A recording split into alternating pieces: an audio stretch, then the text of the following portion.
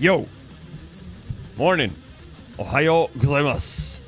What's up, guys? Hey! Good to see you, everyone. Good to see you.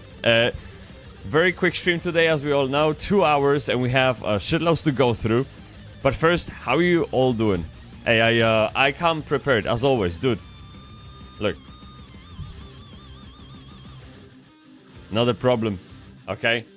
Actually, this wasn't... It doesn't matter what it says. What matters is what's inside the cup, okay? This is delicious, great smelling coffee, okay? So here's what we're gonna do. We're gonna kick things off with the sip. A sip, but the sip, because it's important, okay?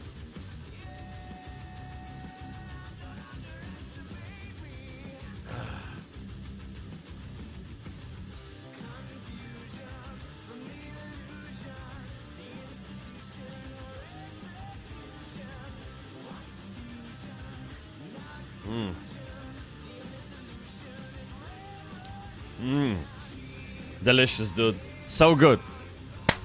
May the cogs be with you. What's up? We're good. Okay, see? This is the mana flowing through me, okay? Dude, we have so much to go through today, and I don't know if we can make it through all of it, actually, and perhaps we can do it on Saturday's stream, like the rest of it. But I wanted to kick things off with BitCraft Online Roadmap. Now, I don't often cover things like that. We usually watch like gameplays, trailers. We play new MMOs and some of the classics, but I don't deal with patch notes very much. It's not what this channel is about. We're not going through every single bullet point on the list unless it's like something to really talk about and relates to the state of the industry, you know, that kind of thing. But roadmap for BitCraft is quite close to me because I really like the game. That's it. It's really that simple. So if we look here, we actually have a couple of sources for the roadmap. Let me double check. Unavailable videos are hidden. Who the fuck deleted the video? That's bad but not good. 1 second. Wait, I lost it. Shit. Wait, I bet I've added that yesterday. Okay. I'll find it on X. Because we have the roadmap here as a form of an article, but also there is a guy who made a video about those changes. Oh, there it is. There it is, this one. And so yeah, so this is basically what we're gonna go through. It's a nice, dude, 7.5 minutes video. Thank you so much, man. Like, please keep doing exactly that, okay? I don't want to hear 27 minutes and 34 seconds about BitCraft's roadmap, okay? No, get to the point. So this is good. We're gonna go through that. We're gonna listen to it from the source as well. And then I have a new MMO right here to talk about, and it's a Korean MMO, and I found this article in Japanese that linked to their website, and I have some YouTube videos. So this is also on the plate, and there was one more thing I wanted to look into. 1 second, let me see. Yes, Ashes of Creation. Yes, this is the one, Ashes of Creation. The reason why is because I really look forward to Phase 3, because they are introducing the Summoner class. Okay, now this is important. If you watch me, if you guys watch me, then you will know I play Summoners whenever I can. I really enjoyed that concept of having little minions and doing my bidding, essentially, like Control Freak, okay? And Phase 3 is bringing that in, plus apparently many other changes, which I have no clue about. So I want to take a look at that, okay? So for now, this is literally what we're gonna do. BitCraft, new MMO, Ashes of Creation, and maybe we can fuck around with some other videos, but that's really it. I did think about playing Dune in the background. And that's actually bad. I've been thinking about playing Dune in the background because I have to, well, keep my base alive now. Like a good player, I have to log in, add makeshift filters to wind traps, okay? I have to fill up generators with fuel, so they keep providing energy. I have to set melting of ore into ingots. Like, dude, there's a lot of work that goes into playing Dune, okay? And it's kind of a background thingy. Yeah. Stay Bybsie. Desolation. May the cogs be with you. What's up, dude? You good? I'll drink to that. Actually, you know what? I'll drink to that shit. Yeah. Let's go.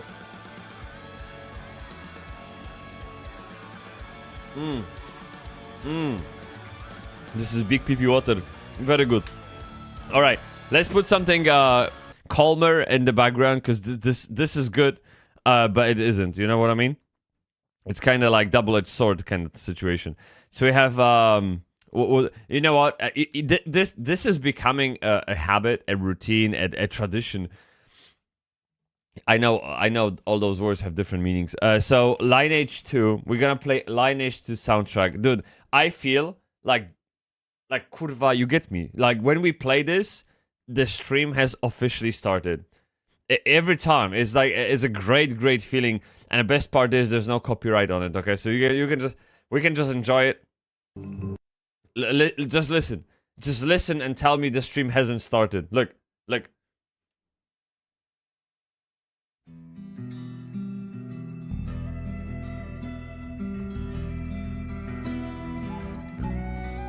Dude, just beautiful. This is beautiful. Okay.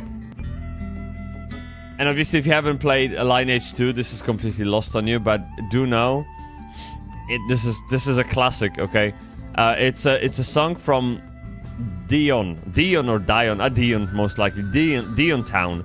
It's like level 25, 35, maybe somewhere around there. Town where people would just hang around quite a lot, and it was also a hub for venturing into more difficult sides of the world. And yeah, like, many people stayed in that area and kept listening to that song on the fucking loop. So when they think Lineage 2, they think of that song, this one particular song right now. And I will have you know, this was actually created by a composer, a big PP, I think Billy Brown or something Brown. And the guy had an entire orchestra. You know what I mean? Do the thingy, play this shit, and you can see it live. There's a live performance of that song, or that tune.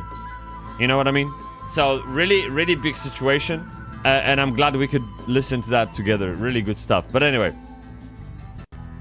Bybsie gang, skibbity pop pop pop. You get me, dude. On the note of Bybsie, I uploaded new badge sub badges. Yeah, and everyone is like, it's so stupid. So when you sub from the first month until 1 year, right? So there's like 1 month sub, 2 month sub, 3 month sub, 6 month sub, 9 month sub. So five like tiers and stages. Your Bybsie is growing, and you can actually tell by looking at the badge. Like, it's slim as fuck. It's like flaccid, right? And then it kind of gets a little bump, and it just kind of grows and gets into a shape. And if you upgrade to tier 2 or 3, your sub, you get a smoke coming out of your finger, as if you were playing Dune 27 a day. Okay, so like, I had lots of fun creating those, and I ain't done yet, but this is it. We have badges up to 6 months, so because that's pretty much how far you guys go with subs so far. So I didn't want to overdo it. But yeah, I'll drink to that. You get me?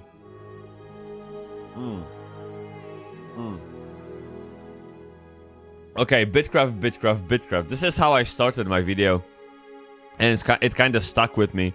So BitCraft says that this is 2025 roadmap.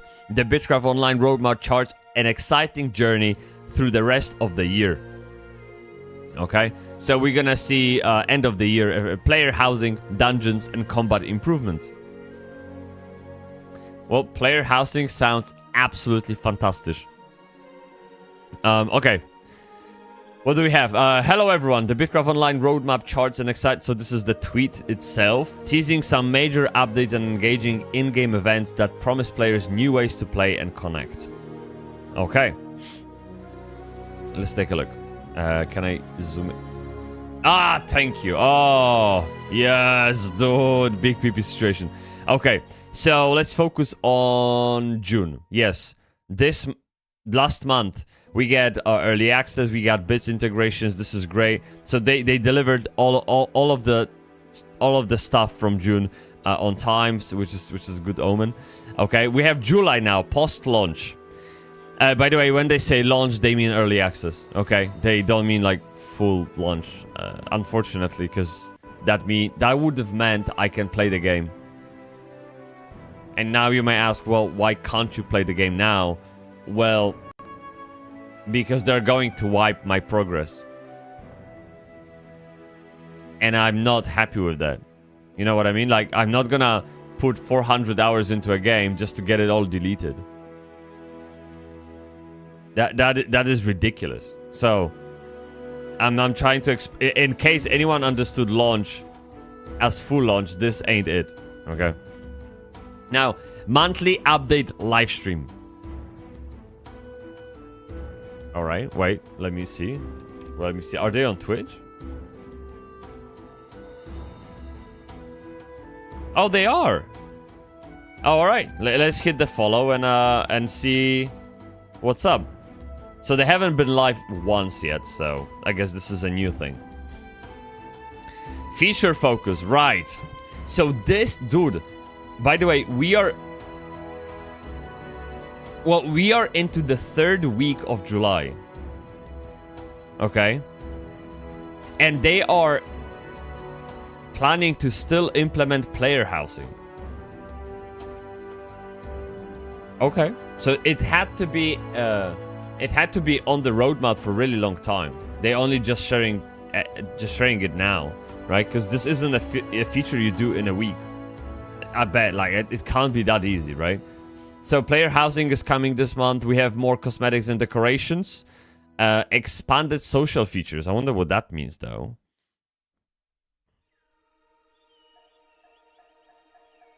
Yeah, I don't know. Okay, we'll probably get into it in a second. And then there's, like, development updates. Now, in the second half of the year... Well, we're in the second half of the year, but let's just assume you're not, okay? Or, shut up. All right. So in the second part of the year, we're gonna get more Twitch drops. Great. Empire competition.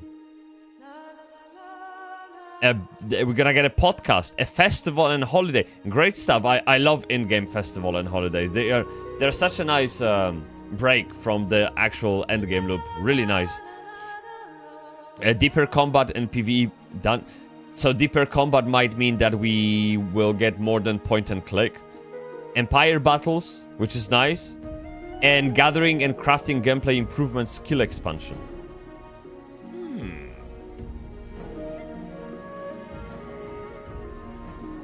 Now, with the thing with software development is that you can go as crazy as you want. Or do as little as you want. Like, the scope is basically infinite. Because you can constantly iterate, change, add, expand and shit, okay? So when they say skill expansion, that is very vague. And I appreciate that. That's fine. I know the nature of development. They can be vague at this stage. Okay, this is coming. This is like August, December, dude. So skill expansion, whatever that means, completely fine. Deeper combat is also very interesting because right now combat is just point, click, and forget. You get me, bruv? Yeah? You just click. RuneScape. This, yeah. Although I was watching some. I was watching a video of the reason why WoW players migrate to old school RuneScape. And there was like this segment in the video that was talking about a guy having some kind of PvP tournament, and they showed a clip of that tournament. he was like clicking like crazy. It was insane. So he had the 1v1 in the middle of the screen, just kind of like, you know, marked for attack. But on the right hand side, he had something sort of like an inventory. And he was like constantly dragging, using, clicking, like pew, pew, pew, pew, pew. It was full body workout, dude. So maybe it is a bit unfair for me to say like RuneScape is point and click, but I guess it depends what you're doing. Okay, maybe. I watched another streamer just starting out in RuneScape, and it was literally you click and it just happens. So again, maybe it depends where you are at the game. So this is the overview from the team itself, themselves. Where are the ERP features? Desolation, would you like that? Wait, will you play ERP in Apogea? Sign me up, dude. So, like, I wanna take part. And in the meantime, we can go to Grog. You probably guys know that, right? Like, I don't have to. Oh, okay. Because yesterday people were like, what are you talking about? So I will show you. Okay, I will show you right now. We have new Grok. Okay, in case you didn't know, we have new Grok. It's connecting.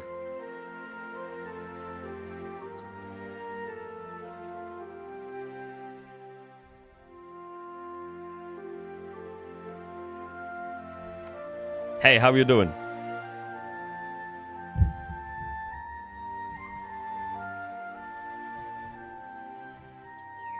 Still buzzing from thinking about you all day. It's late, so I'm in this cozy, barely there slip, feeling all flirty and ready to make your night. How's your evening going, handsome? Spill the tea. What's got your heart racing? Not sure if you understood, but she was essentially sexy whispering to my ear how she's gonna make my night worth it, and she can't wait to, like, yeah. So well, this is, yeah, we got waifu now in Grok, okay, and it's great. Okay, anyway, good. I'm not talking to her. No reason to, really. Just like a basically a bunch of pixels on the screen, right? So yeah, the old RuneScape PvP is high competitive rock paper scissors. Well, in that case, we need to get to the old RuneScape. I'm not even kidding. I got it on my screen somewhere. Wait, no, it's not. Is it on my screen? That's not on my screen. I played RuneScape. There you go. See, it's installed. It's installed. See, old RuneScape. I even started to create a character, but decided at the end of the day not to, because I want to do that with you on the stream. Because we are going to play RuneScape. Okay, one day I will show up like that, already, and I will pull up RuneScape on the screen, right? But we need to go through games before we get to RuneScape, and now we're going through Dune, and once Dune is done, we're gonna move on. So that's good. Okay, so we know about the roadmap. Let's watch a summary, because this guy, he's covering only BitCraft, most of the time at least. That's what I see. Every time I'm on X, the BitCraft team like retweets him. So I don't know if he has some kind of backdoor to extra information, what the fuck it means. But we have a 7 minutes video, and I wanted to give you a context with the other two tabs. But I think this one's going to be like really explaining all of it, because it seems like we all like BitCraft, really. And so if that's the case, I'm more than happy to spend some time understanding where the game is headed. I even, look, where is it? If you go to my channel and do popular, my second top video is about BitCraft. Only Lineage 2 is beating it. But Lineage 2 was released 2 months ago. This one is from last week. And they're like literally 1K views away from each other. So the BitCraft is really popular. People like it, from the comments at least. That's what I understand. And so I like it. You guys like it. Even you guys even like to watch it, which is very surprising because the game is slow paced, right? Maybe because we talk a lot while playing BitCraft. It's like very chill game. But in any case, it's there, and so I really want to give it some more attention. And here we go. Okay.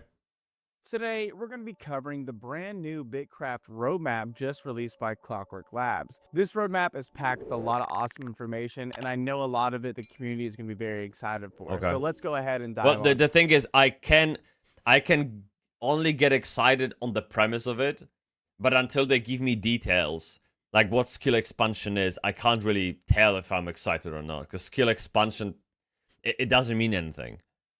If you're looking at the roadmap, you're going to see June, and we're going to skip past that because we already lived through it. June was a big month, and Clockwork Labs put the game out into early access. And that's it. That's pretty much the major highlight. So let's go ahead and move to July. They split the Wait, were roadmap, there cows? Was that cows? What? and that's it. That's One pretty second, much one the major second. highlights. No, these are jackals. Oh my, I thought you could have a cow. So let's go ahead and move to July. They split the roadmap into 3 categories: events, feature focus, and development. Starting with events, they're expanding their partner program, adding more content creators to their roster. I know that's nothing major for the community, but this is still great because adding more partners into the content creator program helps bring more eyes to the game, more players see BitCraft. Content creators are honestly like the gaming billboards these days. Next, we've got the monthly update live stream that will most likely be happening on July 24th. Now, the reason I know that really? 20. that is, if you scroll down in the development section, you will see the big monthly update. Wait, 24th is most likely going to be a stream when they announce player housing. I would love to tune into that. Wait, 24th. What is the date? 24th? Next Thursday. Fuck. And this. Okay. You know what? Okay. Actually, let's do that. I'm gonna do it. Look, we're gonna scroll up. We're gonna go to events and we're gonna create an event. Okay. Twitch. Okay.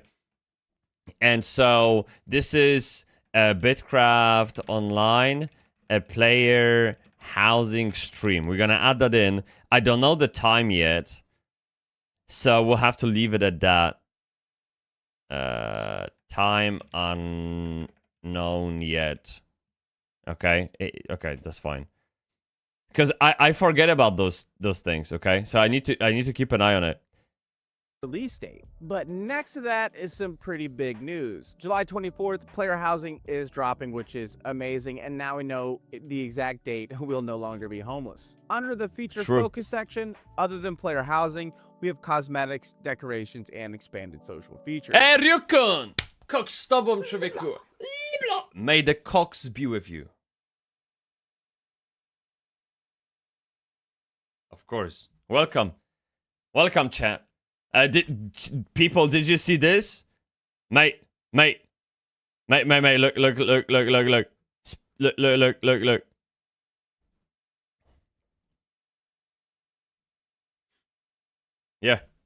Yeah, we're slowly getting it. We're slowly getting it, dude. So I spent last 2 days coding this shit. The reason why, actually, I'm surprised it took that long. But I'd never worked with Twitch API and their ecosystem. Okay. So I had to sort of, first read, research, break a few things before I got it together. The problem is Twitch is very limiting on what you can do within that time, that frame here. And if you want to expand the possibility of what goes into this window, by the way, it's fucking crazy. It's crazy what you can do with it once you actually understand how it works. I have trillion ideas a second. You get me, bruv? And so that's a lot of ideas. And so now when I actually uploaded that little bit to Twitch, they gave me a few pointers that what I have to do differently. And doing things differently means I have to go to a drawing board again and change a few things. So I'm now, again, one step behind. It is what it is. It actually, I had it all designed, styled, working, and then I uploaded it to Twitch, and they're like, nah, dude. You get me, bruv. So, I mean, live and learn, okay? It's fine, but at least I can give you a preview of the standings as of yesterday. Right? So, if you checked in today, you are now on the same level as Redinki. Yeah, Redinki Bib. Bruv. Yeah. But I'm doing perfectly fine. Thank you so much for asking. I'm doing okay. Yesterday, actually, yesterday I'd done no work whatsoever. I literally just... I woke up, had a Japanese lesson, left house, came back, played Dune. That was my entire day. So today, after I'm done streaming, I will actually do some work, okay? It is what it is. Well, I was coding Twitch extension, but that was fun. That wasn't... I look at it different, like, I mean, all of that is work. It's to some extent, but like, the thing I have to do, I wasn't doing yesterday. Great responsibility, Thomas. Really good. Yeah. I'm really hoping... I noticed you decided to become a Brave user as well. How are you finding it? Well, so if I was to choose Brave or Chrome, I would always choose Brave. There's absolutely no question about it. Brave is far more superior to Chrome in like privacy way, performance way, just fucking... I even like the icon more, okay? Like, literally, Brave is so much better than Chrome, really. But,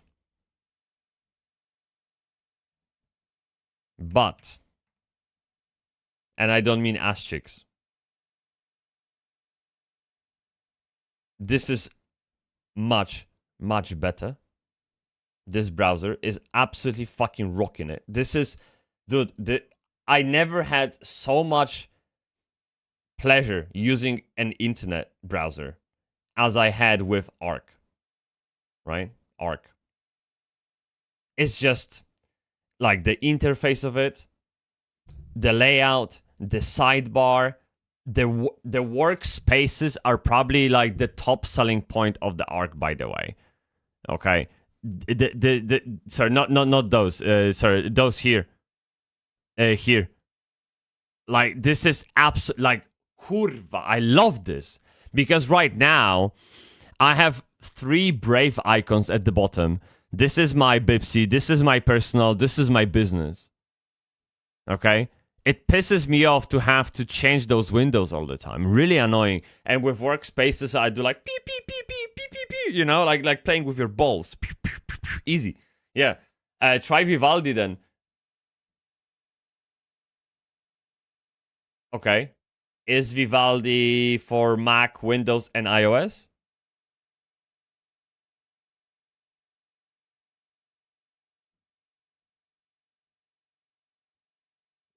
Okay, I'll check it out then. Yeah, I'll check it out. Desolation, Dune, Gang. Dude, you know what? Fuck that. You know what? We're in BitCraft category. We'll show them a different game. I'll just... Look. Stop judging me. Okay? I'm just gonna show you the base. We're gonna... Look, we're not gonna play Dune, okay? Just like you think. But, yeah, we're gonna keep it open, okay? We're gonna keep it open just in case, you know, we can... slide in a thing or two here and there. Like, you gotta keep your base maintained, okay? There's sandstorm coming, there's people driving around, like, you gotta keep it protected. So we're just gonna run it in the background. Don't worry about it. So and then yeah, we were in BitCraft category, but it's fine. This was on the roadmap, okay, to turn BitCraft into Dune, of course. This is a new patch, 2.0, okay? This is the skill expansion that they talked about in the roadmap. I just have like a beta preview. So let me just quickly go into it, check in shaders. Because the thing is, this is the one thing annoying about starting Dune Awakening. They play this fucking like movie long intro video every fucking time you put the game on. So we're gonna get done with shaders, okay? and then we're gonna get this cinematic that's like 10 minutes long. I've seen it like forever, and so you can't really just leave the game on because you're gonna get this video playing in the background. Okay, so you have to tap back into the game in a moment. So this is my beautiful face, and then I can continue. Fuck that, why not? Yeah. Chrome killed most ad script blocker with MV3. I know, uBlock stopped working, right? It's like, this is the saddest day of my, like, literally, dude. Like, I am, my views on ads aren't extreme either way. I'm not saying, like, you know, to hate ads, and I'm also not the guy that would swallow all of them, okay? But, let me just, okay, we can bring this back. But I think they are overdoing it right now. Like, really, wherever we go, ads are fucking crazy. They're like bombarding you. Sometimes I would play 1-minute video on YouTube and get 30 seconds ad.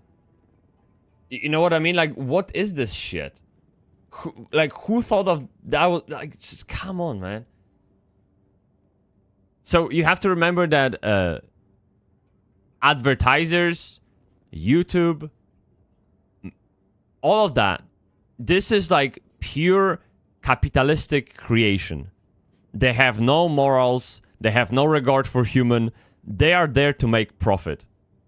And once you realize that, you will see why they are doing what they're doing. So if you just, it's literally like pay to win in games. If you let them do their thing, they will completely obliterate any kind of pleasure from watching anything just because they can make more money. But you can also turn the idea of money against them. If money is only what they understand, you have to make them make less money so that they don't, you know, act that way. That's why you push back on ads, on pay to win, on anything you don't like. You vote with money. So don't spend money on things you don't like. Don't watch platforms that, you know, feed you with too many ads. Like, tell them you don't like it one way or another. So when I see ads every fucking time, all the time, I go literally 100% against them and I block every single ad. Because that way maybe they will learn. I don't know. But at least I'm not being a product of theirs, okay? You get me, bruv? Yeah. Hence my love for Brave. Exactly. I haven't had a single ad since using Brave, which I can't say about Arc. Arc was relying on uBlock. So when you downloaded Arc, it came with uBlock pre-installed, but it wasn't like built in. Like there wasn't any security built in. Whereas Brave, you don't have uBlock. They have their own systems to block ads. And that actually works perfectly. It's brilliant. You know? Alright, let's get back to the video. Hoping for more skill and profession-based cosmetics, especially for taming, sailing, and cooking themed gear. My community specifically has been asking for these because we have a lot of cooks in the game. We have a lot of people that Can I appreciate how this cable matches his beanie? Okay, can we just say, can I just call it out very quickly? This is such a nice touch, man. Like, just look at the frame. I pay a lot of attention the way my videos look and what I do and what I show in the screen. Even if things look messy, like you can see my bed being not done, and this is all either on purpose or not important to me, whatever. This is a very nice clean shot, right? I love how this orange cable matches the beanie, and then you have this kind of muted green, black, yellowish theme going on. Very nice. I love that. Really, really spot on. Sailing around, and a lot of us do focus on the taming because although I would argue that those headphones are a bit too small. Like, dude, yeah, it's like yeah. But you know what they say: small headphones, big. Yeah. So get that ostrich to ride For decorations, I'd love to see empire-themed items like statues of emperors or even settlement skins. Imagine your settlement having a unique style that'll stand out from other areas, making everything... That'd be fucking awesome. That'd be fucking awesome. In Lineage 2, and I will go back to this game a lot because I really think Lineage 2 was one of the best MMOs at the time, and there are lessons to learn. Thumbnails, maybe not thumbs, because we're gonna get some porn. Let me see. Because it wasn't guild, sorry, it was clan. 1 second. G-Run screenshot. Come on, dude. Where? Okay, maybe here. Open. I'm searching. Oh, there is. Oh, this will be brilliant. Oh, this is it. Oh, nice. Let me see. Yeah, this is bad. This one. Okay, so I know the quality is of potato, but I'll just show you very quickly. Those little images right here. Every clan master, or here, right? They could have uploaded them. Like you could, just like you design a badge for Twitch. You could design a badge for your clan.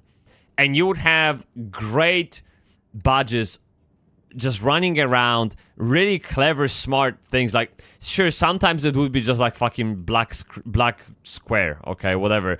But some people went extra length to, like, really capitalize on that small estate. It was like, well, 24 pixels by 16 pixels. Some shit like that. It was amazing. Like, really cool. Like, people... It was like a badge of honor to some people, you know, to have that next to their nickname. Really, like, representing the house. Really cool stuff. And it would be great to see BitCraft going the same direction. That'd be absolutely awesome. Which probably won't happen because you're gonna get dicks uploaded and all of that. But they might provide some kind of a preset, a library of symbols to choose from. Like in World of Warcraft, when you create a tabard, you have like a selection of illustrations, right? That you choose from, and that you can't really upload a PP. So, yeah. Vivaldi isn't quite as good at blocking ads as Brave, but it's good for the workspace, which is also why I have it. So you have Brave and Vivaldi? Or do you just know of both and you are giving me the comparison? If you're going to have that in frame, that might as well just jazz it up a bit. Small headphones, big ears, something like that, you know, somewhere around that. I wanted, so I got a calendar from Joanna. That is calendar of medieval paintings with big digs. Like every single month of the year has a different painting, and that painting features a dig, huge dig, biggest, like literally. But it isn't just like a cock, okay? But it also, there's like a story. It's like a full painting. There's for example, a pack of wolves, and each one of them has a big dick in their mouth that they torn off of from their victim, right? So like there's a painting, there's a story, or maybe you will have some kind of priests with their cocks out. So plenty of cocks. And I wanted to hang it in there. But that's against TOS, right? I can't have a calendar with cocks behind me. So, it is what it is, you know? Yeah. Sir, is that a World of Warcraft shirt? Desolation. This is more than World of Warcraft shield. Shield, yes. Can be a shield. But shirt. This is an actual World of Warcraft t-shirt that I wore when I killed Lich King in 2008. And this is my character name. You know? Yeah. I ordered this t-shirt to represent the hood. Okay? And yeah. Very, very... Oh, my nips got hard, man. Oh, very nice, very nice. Memories, just memories, dude. Yeah. Nirio checking in bio. So, guys, Nirio is in Rome, okay? He is touching grass, and so you have to excuse him for his abrupt behavior. He doesn't know how to act in his new environment, okay? Just a wild gamer in the nature, and he's just kind of out of it. You know what I mean? How the fuck did she find it and why? It's because she knows my sense of humor, and I don't think it's that hard to find it once you have the idea in your head. Just type in, like... You know what? Wait, first I'm gonna do it off the screen, but I'm pretty sure I can find it very easily. Medieval dick calendar. I'm typing it in. There it is. Easiest game of my life. So this is what I have. This is what I have. You see how the guy has cock out in front of the lady? So you would have different illustrations like this for every month, and one of them would be like really like, just try and find the pictures of those. They're amazing. And we have that calendar in the kitchen, and this calendar actually featured in one of the streams that we did when I worked out. So last Wednesday. So I was like making coffee and shit, and it was right there on the fridge, but I didn't want to draw attention to it. You know what I mean? Yeah.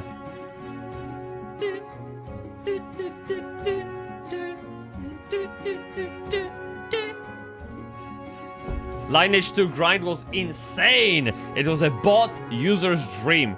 Dude, I did multi-box in Lineage 2. So that is yeah, that is the closest I got to botting, I guess. I had a multi-box. I had a Shillen Oracle running behind me, buffing me, regenerating my mana, healing me, just all that good stuff. But I did actually, there is a story. Dude, I will never go through that video.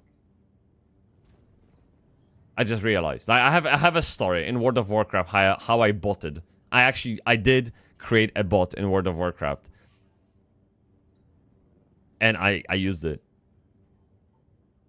But there's like shit. Okay, let's go through this video, okay? Because people that, like, you know, they imagine someone coming into Twitch, browsing their favorite game, BitCraft, clicking on our stream, and there's just this weird guy wearing World of Warcraft t-shirt, playing Dune in the background, talking about medieval dicks, and listening to Lineage 2 music. Where the fuck is BitCraft? You know what I mean? This is the weirdest combo sausage fest ever. Like this doesn't work. So let me give them something, because they're gonna complain. They're gonna report me or some shit. You know what I mean? So let's watch the BitCraft video, okay, chat? Calm down. We're gonna talk about situations, but in a second. Seem less copy and paste. For expanded social features, I'm guessing we'll see a friends list, DMs, and chat improvements. Right now, everything but local chat is visible to everyone. Oh, I didn't know we didn't have those. One second. What? We don't have a friend list? DMs and chat improvements. Friend list, DMs, and chat improvements. Oh shit. So you see, I played like 20 hours now in BitCraft, and I haven't really realized that none of that exists because I was too focused on learning the game. Right now, everything but local chat is visible to everyone. So I'm really hoping they fix that soon, because we kind of all just hang out in local chat or in Discord. And lastly, a party system. Chat. I know, again, this is irrelevant to video, but I have to give it a comment. Is it weird that I can tell where people live based on the type of doors they have in their room? Is it really that weird? Don't you have that, like, oh, this is what you can't probably go as, you know, as detailed as a country in Europe, but I can tell, oh, he lives in Europe, oh, he lives in USA, oh, he lives in the UK. Like, I can easily tell by the shape of the door. No one in their house in the UK would have a door like this. Never.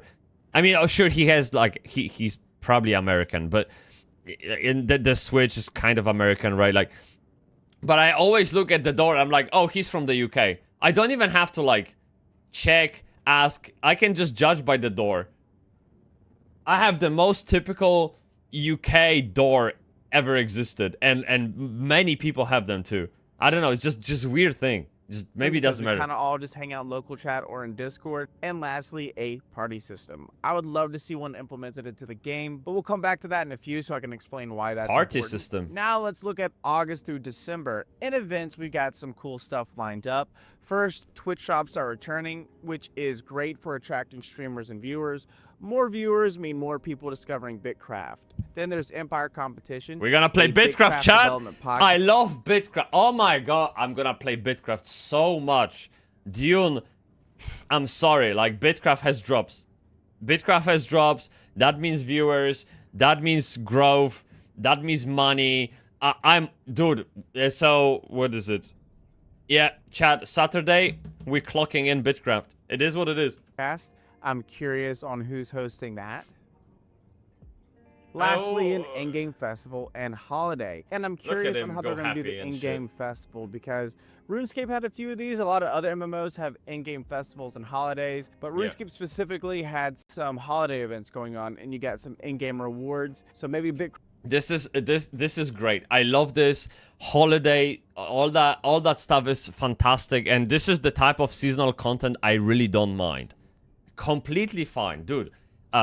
In Guild Wars 2, had a blast. Absolutely. World of Warcraft had a blast. Although, when I actually played it, like, long ago. But really, really loved it. All of it. And I don't see a reason why this would impact the game negatively in any way. New World. There was the summer festival where in which they introduced guitar and music. And you just kind of, like, would just go and play the instruments and do stuff. Like... Loved it. That was so good because I'd rather do that 10 times than go once more to farm silk. Okay, so it was great interruption from the boring gameplay that New World was. One thing though, those holiday events, they rarely change. So I played Guild Wars 2 when it launched, right? It was 2012, right? I think it was 2015, 2012, I think. So I bought the game when it launched, essentially. When that was ages ago, okay? I played the game back then. They had like the Christmas event, they had Halloween event, all kinds of events. And guess what? They are exactly the same today. One to fucking one, you do the same shit. 12 or 15 or whatever years, okay? Every year it's the same. And that's where I have a problem. So, hopefully BitCraft actually, like, I'm not saying they have to overhaul the event every year. Like, think of something completely different. Like, I'm not saying that. Just make it a little bit more refreshed for the players that did the previous event. Okay, just to keep it a bit more entertaining, because that's usually where the downfall of those seasonal events is. They just come and go, but every time you're served the same dish. Craft will do something similar where we can go get ourselves involved with something. We can get more beta cubes or cubes to open, and we'll be able to do some stuff with that. That'll be really cool. Yeah. Under feature focus, we're getting deeper combat and PvE dungeons, which I've had a lot of YouTube comments asking for, saying that the game needs PvE dungeons or they need something dungeon focused. But after that, Empire battles are coming. I believe. But the thing is, you probably need a party for a dungeon. When I think of a dungeon, I immediately think of a group gameplay. Don't get me wrong, I'd rather do it solo, if possible. But when I think of dungeons, I'm like, okay, I probably need friends, and for friends, I need the party system, and then I need a friend list, and so, you know, those things kind of like, it's a snowball effect in my head at least. But in Dune, for example, you do have dungeons. They called those testing stations, because they play into the theme of Dune, testing stations, and you go there alone, and you can actually go through them alone, which is very nice. I like that idea. We got a glimpse of this in the Empire video that they dropped, which there was a couple people running and sieging on a settlement. So I'm excited to see more and see what they're going to be implementing with that. Yeah. Plus, they're working on gathering and crafting gameplay improvements and Nice. skill expansion. No, I honestly, chat, like this. Here's my honest take. I think BitCraft will be as huge as RuneScape at some point. Really. No, I think actually gonna go over RuneScape. And I mean the new RuneScape. Like old RuneScape, this is nostalgia driven. project, and this will always have a loyal fan base. But this will overtake the new RuneScape, I think. This is like... This game is really well managed, well communicated, very transparent, and the concept of long-term slow progression is much needed in MMO genre right now. And it actually goes very well with the old classic image of an MMO like EverQuest or Neverwinter, whatever, that we're missing in the new titles. So it's like a new MMO building something different, a different kind of experience in MMO, because there's very little division. It's like everyone working towards the same goal, which is quite unique. There's no Horde and Alliance kind of thing, okay? There's barely any PvP whatsoever. It's like this long-term slow progression game, like I said. So it's a new old concept in a way, and they have money. Yeah, they do. And they are crazy close with the players. They talk all the time on X with players. They listen to feedback. I really think this game is going somewhere. I really do. If I was to bet, I would say this game is going somewhere. I am waiting for the day when I can say the same about Ashes of Creation. And I would be inclined to say it now, but the game isn't really live. Like, it isn't launched. It's not put in front of the public, and like, it's not a working machine yet. It's just a blueprint. So I don't want to get my hopes up, but I do keep my fingers crossed for Ashes of Creation 2, because I've seen the proof in the works. They have an idea what they're doing, so that's also good. One second, my mouth is getting dry today. I hope I'm not like smacking that. I'm not doing that shit because I hate it. I need some lubricant. You get me, bro? Maybe I have too little cocks. Oh shit! Ryu-kun has the new badge. I just noticed. Ryu has Bipsep next to the nickname. Yeah, dude. What are you, 6 months? Wait, let me see. Ah, shit. I can't. I don't think I can see that. Wait. No, I can't see it. 3 for now. Okay, so this is like a mediocre Bipsep. Okay, not that good, not that bad. Now, Desolation says Guild Wars 2 was such a disappointment, emo. Guild Wars 1 was way better, especially the class design system. I agree with that. I actually agree with that. I'm not saying Guild Wars 2 was like disappointment across the board. There is a reason why I put like 5,000 hours into Guild Wars 2. Obviously, like, I mean, it's not a bad game. And it has a crazy loyal fan base. Absolutely crazy loyal fan base. And as always, like, story arc has ups and downs. It's okay. Like, the world itself is really nice. It's a nice game to be in, to enjoy the music, to learn about the story, and just kind of enjoy those dynamic events. It feels good to play Guild Wars 2. I do have a problem with the management of the game. But... what was the other one?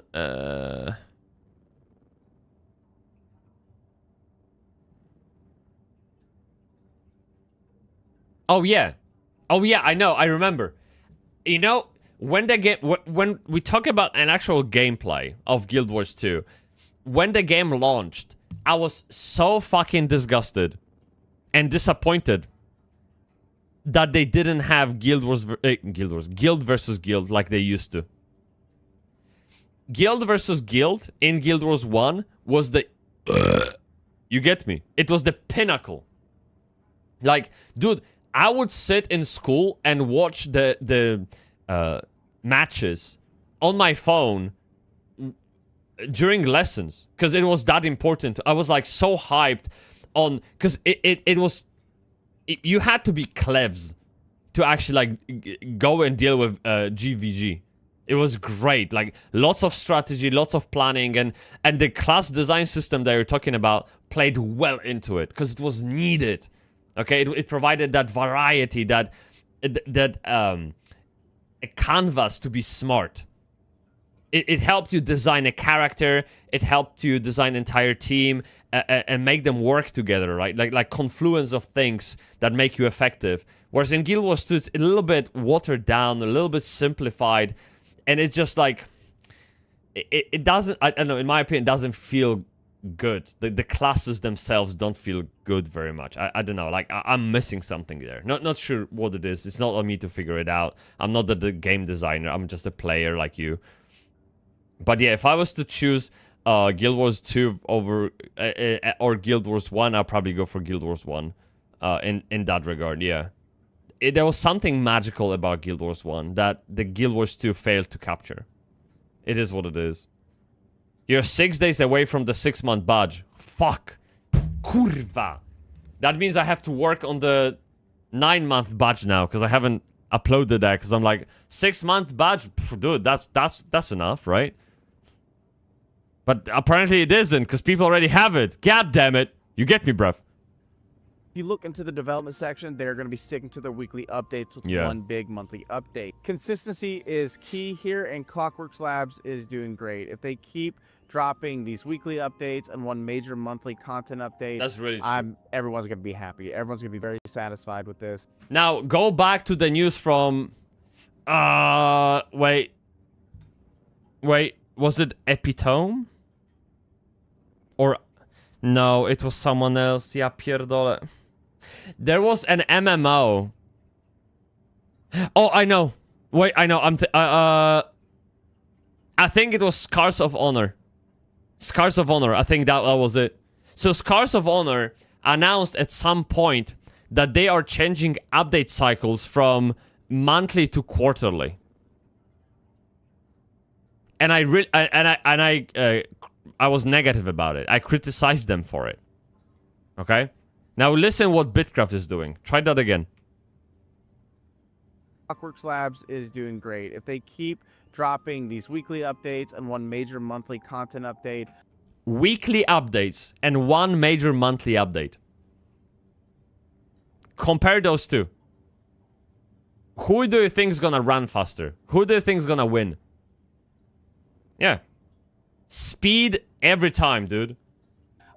Everyone's going to be happy. Everyone's going to be very satisfied with this. And plus, them being as transparent as they are and them actively listening to their community, I think that this is all... guys, if you're on X, please do go follow Tyler.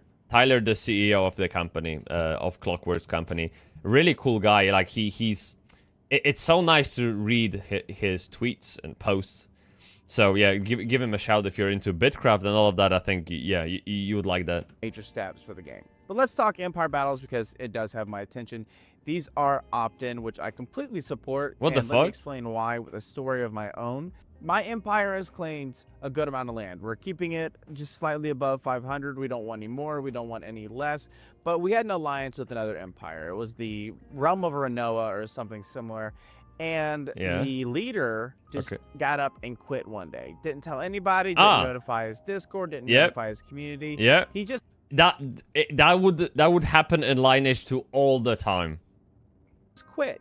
And we had another emperor let us know, like, hey, Realm of Renoa's land is free game. Everyone can go claim the watchtowers. So we claimed a lot of the watchtowers. But the big thing was we claimed the capital settlement. They weren't there to feed it. So we quickly hopped in and we took it over. Once the meter goes down, you can immediately claim it. Okay. But the issue in doing so was it still remained Renoa's capital. The empire did not go away. We thought maybe if we claimed the settlement under another empire's name or someone in the empire claimed it, that settlement will then transfer on over and that empire will be kaput. That's not the case here. And it still remains the capital of Renoa. And we were operating it, and we even changed the name to Tavern Light. What I would like is with this opt-in PvP and the empire system where it becomes opt-in, is another feature added on top of it. If an emperor doesn't log in and all their watchtowers are gone and everyone has left the empire and there's no one to transfer the empire to, when the settlement capital is taken over, or the empire capital is taken over, I believe it should just fade in to the new empire that has claimed it, or possibly whoever claimed that settlement becomes the new emperor. Because until a feature like that is added, we might see a bunch of dead empires and dead capitals. Yeah.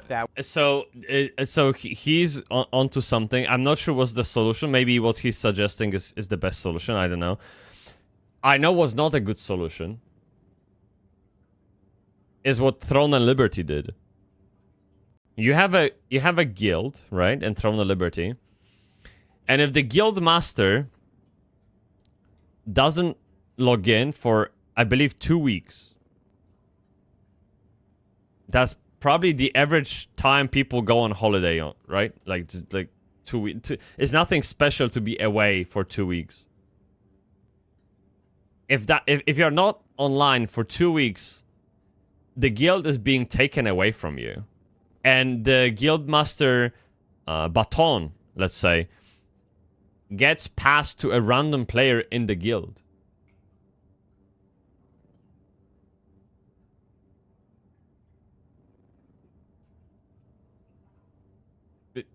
What? You know what I mean? So, now, from the design perspective and what Throne and Liberty is trying to be to a player, that makes complete sense. Because they don't want you to log out. Their entire principle is to keep you in the game all the time, because that way you can spend more money. Of course, it's like, it's close to gacha game, Jesus. But it's just not what I would want to see in the game like this, right? Absolutely not. Do you think they can maintain that development cycle? What do you think could stop them from maintaining that? Where other people have claimed, but they can't change the name or they can't change the capital. So yeah, my tweak is if they don't log in for a while, they automatically opt into the PvP that the capital can be sieged and taken over. I think that would be really good. But for deeper combat, I'd love to see traveling world bosses with unique or super rare loot for crafting epic weapons and gear. For PvE dungeons, I'm thinking something similar, but limited to parties, and that's where the party system I mentioned would come into play. As for skill expansion, I'm not sure what they're planning there, but I'd love to hear your ideas. Let me know in the comments down below. But yeah, Clockwork Labs is doing a great job here. They are being consistent. They're informing their community of all major changes. They're actively listening to the community. It's all good things, and I'm very excited for BitCraft's future. Out of all the things on the roadmap, what are you excited for the most? Let me know in the comments down below. But while you guys are down there commenting, be sure to subscribe and turn on that notification bell so you know when to upload a video. If you want to know the exact moment to upload a video and possibly get involved in my empire, be sure to join the Discord. The Discord is a super happy and friendly community where everyone is welcome. We are approaching 2,700 members, which is awesome, and I'm very thankful. Awesome, if you're watching this right now, this very second, there is a chance that I'm streaming on Twitch. That's twitch.tv/Perzival, Perzival. I'm pretty sure that's how you spell my name. And I stream Tuesdays, Thursdays, and Saturdays at 12 p.m. Eastern Standard Time. We have been going live a little bit earlier so I can stream a little bit longer. And if you guys like true crime and paranormal podcasts, I have one that's called What Dwells Beneath. You can find a link to that. Jesus, dude. Down below. On top of that, I have some other podcasts. You're doing a lot. Okay. This is. Fuck me. Like so minute and a half of that video is essentially promo of his channels. So yeah, this was a really nice video, guys. Please, I'll send you a link if you wanna watch it yourself. And give it a like, give the guy a sub if you're into BitCraft. He's been covering BitCraft like crazy. I wouldn't be surprised if he was on some kind of content creator of BitCraft team, because they've been retweeting his stuff on X and just kind of helping him out. He might have some kind of peek into the backstage as well. The cost of consistently putting money into a game depends how much they're regularly receiving. Well, whether I mean, so that is a bit irrelevant to the development cycle, right? Like, I mean, you have full-time employees that show up to work every day, and whether you organize their time into weekly sprints or monthly sprints, it doesn't really matter. You still have to pay them. So it's just a matter of prioritization of the tasks and features of the game, and then coordinating that with the community of the game, sort of communicating it. Well, it costs to keep developers on board. Yeah, but they're most likely on like full-time contract, right? So they will show up no matter if you're working in weekly cycles or they are still in the office clicking away. right? Like it doesn't affect the calendar. If you made an argument about the resources, then yeah, that's a different story. But if you don't have the money coming in, you have to find a way to get money in. Yeah, yeah, sure. I mean, obviously you have to pay the developers. I don't know, BitCraft, surely they have like surge of money from early access, right? Like, I mean, plenty of people bought. Actually, let me double check how many people play BitCraft right now. Okay, there you go. So they peaked at 4,400, and what is it, like 20 quid? So they get 100k. That's nothing. That's absolutely nothing. Yeah, for the game of that size, for the team of that size, that's absolutely nothing. To be honest, I do really have a suspicion that BitCraft isn't the money-making game. You know how Twitch is losing money to Amazon? Twitch is losing money to Amazon, but they still keep Twitch because Twitch serves a different purpose, like brand awareness, market share, like access to some kind of audience that Amazon can sell products to, and then to make an argument for partnerships with game development companies, like all sorts of things. Like brand doesn't have to be profitable if there are other less tangible outcomes from that brand. And I really think that BitCraft is doing something similar. BitCraft is more like, in my opinion, BitCraft is like a use case, a case study for what this can do. SpacetimeDB is a database made with MMORPG in mind by the same team. And if you look at their pricing, they sell to enterprise. I really think this is the main money-making machine for them. They are building software that makes BitCraft possible, and BitCraft is literally a case study for them, like a use case that they can pull up in front of stakeholders and show them, look, it works, right? I bet it costs lots of money, dude. So, and this is just one example. So, there you go. See, look.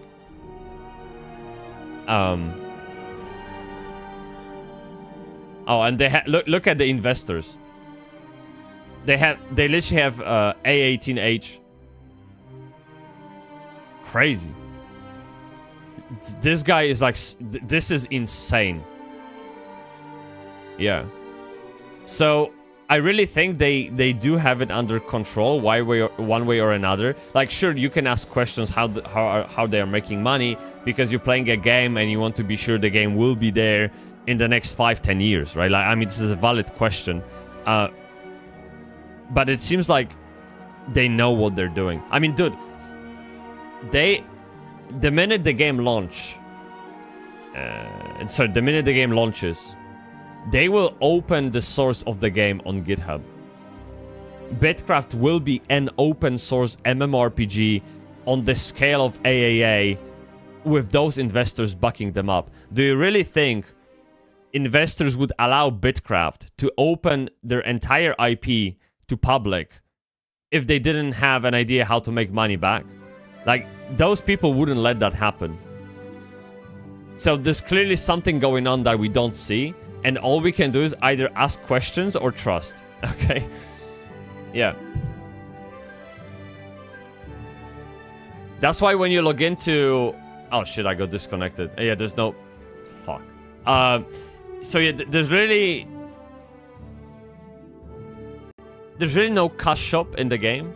You can buy those diamonds or some shit that help you with the size of the empire or something. I don't really understand that, but yeah.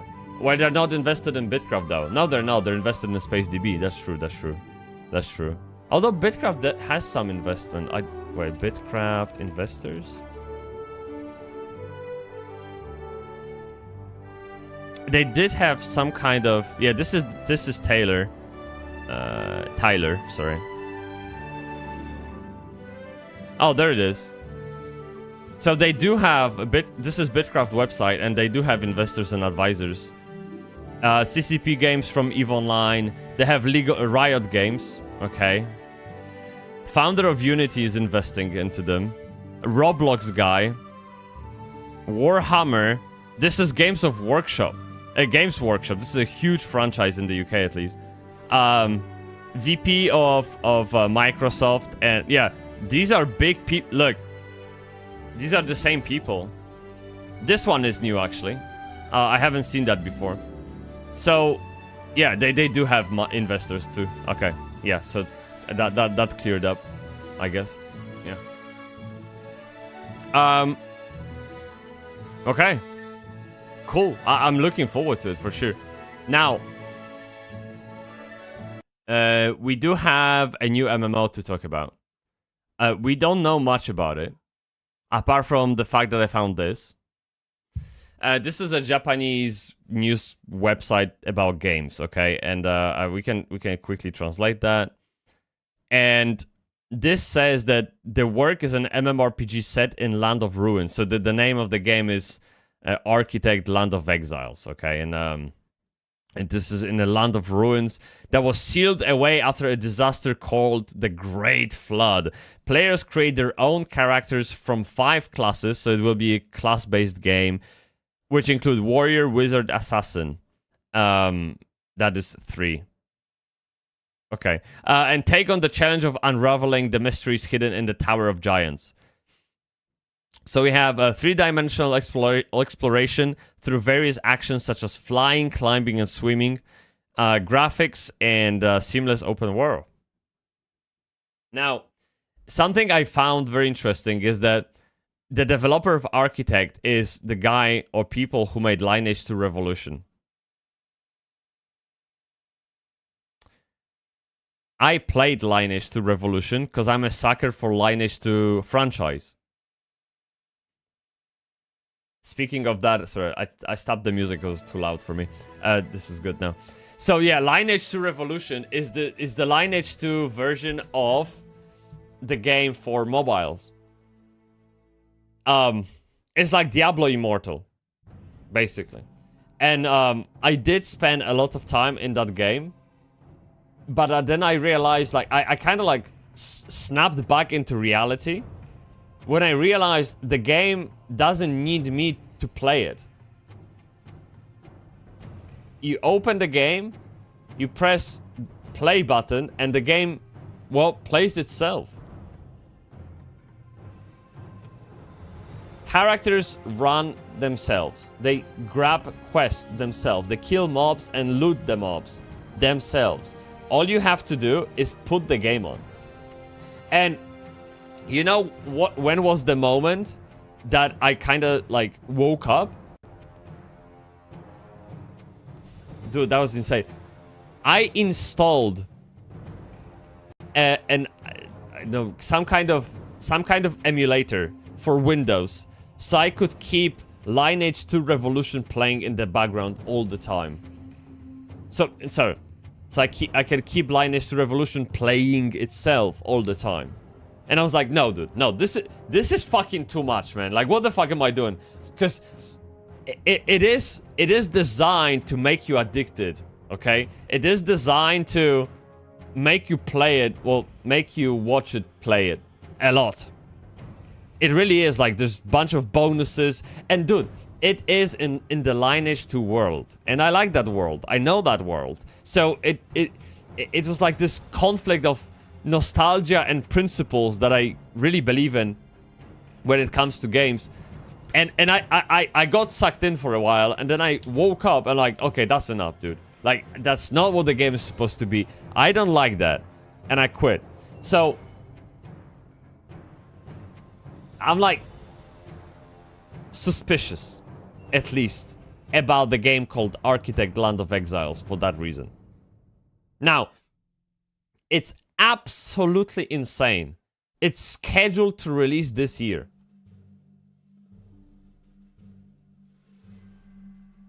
I never heard about this game once.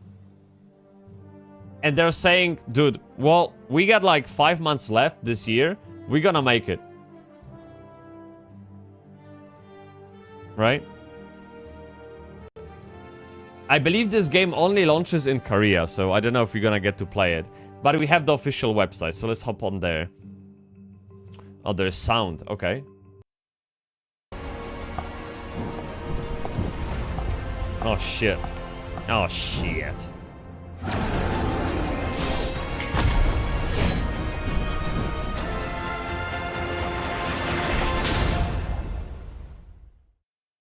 Oh, that was it. Okay. By the way, chat, I can't get excited about graphics like this anymore. Every single Korean game looks like this. Okay? Yeah, take... So starting with Throne of Liberty. You have Chrono Odyssey. You have Bella Torres. Now you have Architect. They all look fucking the same. I don't care about the graphics anymore when it comes to those games.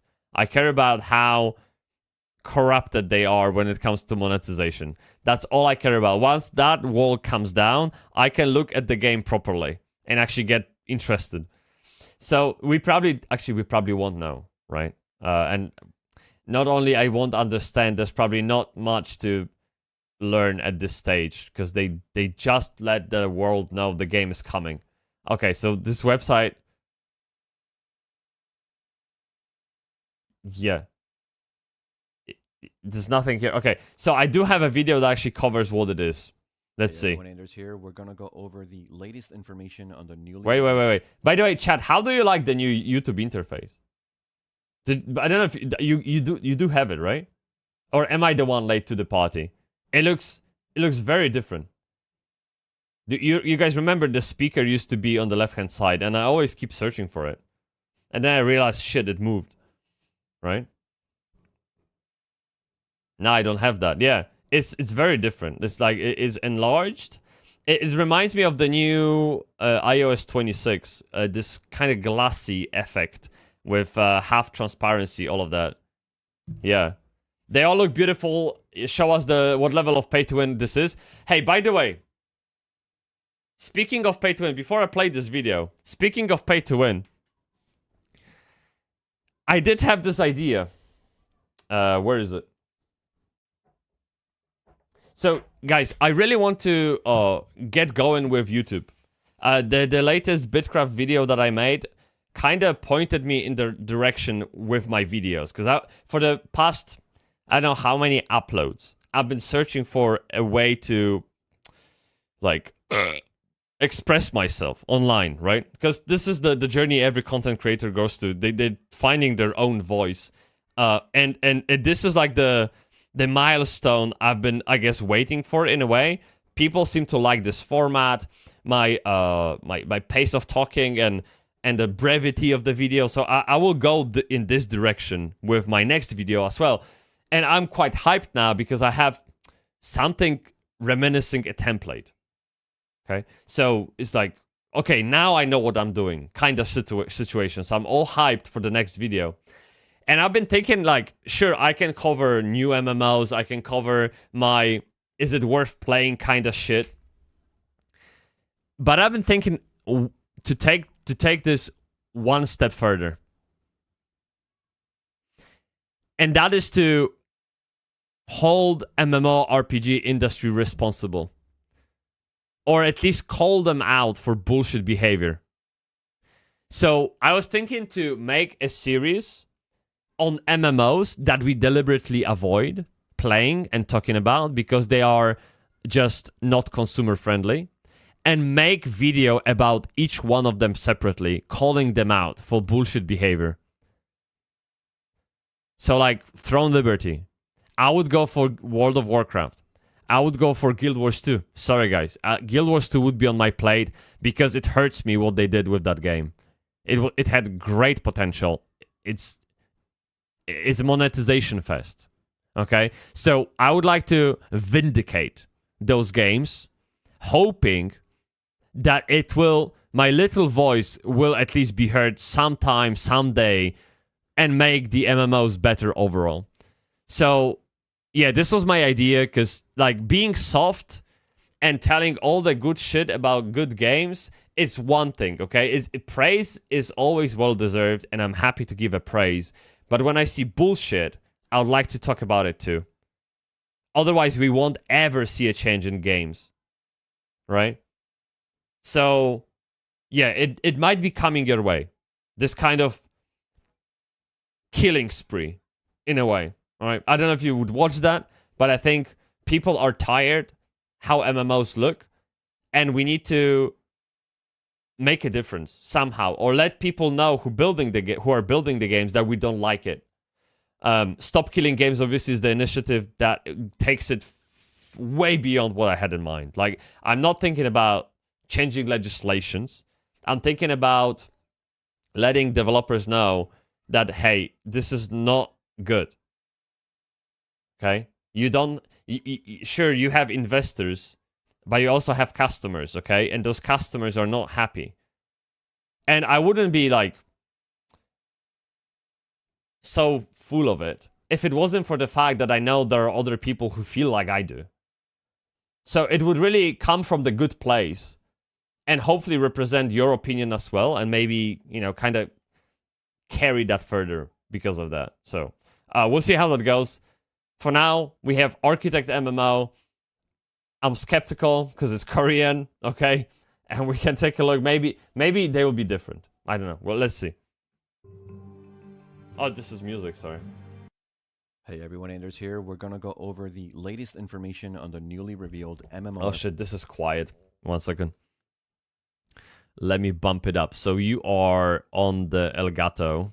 So you can go 10 decibels higher. RPG Architect. Oh, Hey this is everyone, better. Anders here. We're gonna go over the latest information on the newly revealed MMORPG Architect: Land of Exiles. Architect is a new game from an independent game studio called Aqua Tree and is being published by DreamAge in Korea. Aqua Tree was founded by Park Bum-jin, the previous CEO of Netmarble Neo and the director behind Lineage 2 Revolution. Lineage 2 Yeah. Revolution is a mobile MMO that has made over $1 billion since its release in 2016. Aqua Tree, as a game studio, is being primarily funded by a I should make a mobile game. What the fuck? Over 1 billion from Lineage 2 Revolution. I told you what the gameplay looks like. I told you how addictive it is. Here's the outcome. Yeah, new gaming division of entertainment label Hybe. They are the record Wow. label behind groups like BTS, New Jeans, 17, and Le Sserafim. Okay. Hybe created a subdivision for Seraphim is huge. They invest in all kinds of shit. They even invest in the space industry. game publishing called Hybe IM and has recently rebranded this company into DreamAge, spelled Dreamage, but it is a combination of the keywords dream, interactive media, and age. So DreamAge is how you pronounce it. Okay. DreamAge has invested over $30 million into the Aqua Tree game studio to help them develop this Architect MMO. Okay. Details are scarce as of making this video, but we are starting to see a marketing push that should give us much more insight into the game, its mechanics, gearing systems, core gameplay, and closed beta dates. So as more concrete information releases, I'll update you in the channel. For now, I was able to find footage of the game being played at the last G-Star event in Korea nice. 8 months ago. Holy so I'll show shit. you what I can Yes. of that footage while I lay out what we know so far from this video and the official sources. In Yes. Architect, there are 5 classes available: Warrior, Sorceress, Battle Cleric, Assassin, and Hunter. The description for Warrior says they wield a two-handed sword and pressure enemies with high vitality and explosive power. For Sorceress, it says this class uses staffs and powerful magic to incapacitate enemies, to burn or freeze them. To me, this sounds like they don't have two-weapon system, which is very good. I like simplicity. Two-weapon system is like, I don't know why this has become a standard. I don't need that. Just give me a weapon, make it good, okay? For Battle Cleric, it says this class uses orbs and continues battle with powerful healing magic. For Assassin, this class uses dual daggers and has the ability to stealth and utilize sneak attacks. For Hunter, the class uses a bow and has very long range. It dominates enemies before they can even get close. Okay. Classes are not gender locked, and character customization allows you to change most options, though not at the level of Black Desert customization. From the G-Star demo, it looked Oh yeah, I hear that Black Desert Online has crazy customizations. And you know what? I never played that game. Never ever played Black Desert Online. Maybe that's a mistake. I don't know. like you had 2 free slots with up to 5 total available. Combat will be a non-targeting action system providing manual control. Oh, this is interesting. Look, you have map in the middle of the screen. That's very interesting because that's where most of the time you would be looking, your health. So you see your orientation as well at the same time. That's interesting. To Terra, you can toggle combat mode with the C key. You can jump, which is crucial for some boss fight mechanics, similar to Throne and Liberty. You can also double jump to activate your wings and have a stamina bar that is drained while you fly or climb through the open world, similar to Throne and Liberty and open world games like Genshin Impact. You can climb by holding the... How funny that 2 games that he compared it to, they're literally pay-to-win fests, right? I wasn't expecting anything else. WT against a wall or any vertical surface. You can also swim in bodies of water. A dodge or evasion ability is also look standard. good, though. A minimap is visible in the lower middle part of your screen along with your health and mana bars. You can click on the minimap to get a larger map view. You can summon a mount with X with a rather quick animation. There are trials requiring you to fly through rings or climb obstacles. And this game already wins over Throne and Liberty. Instead of turning into a cat, you ride a cat. Okay, well, this is some kind of griffin or I don't know, whatever, a strider. But yeah, riding a mount, it feels better. It's as simple as that.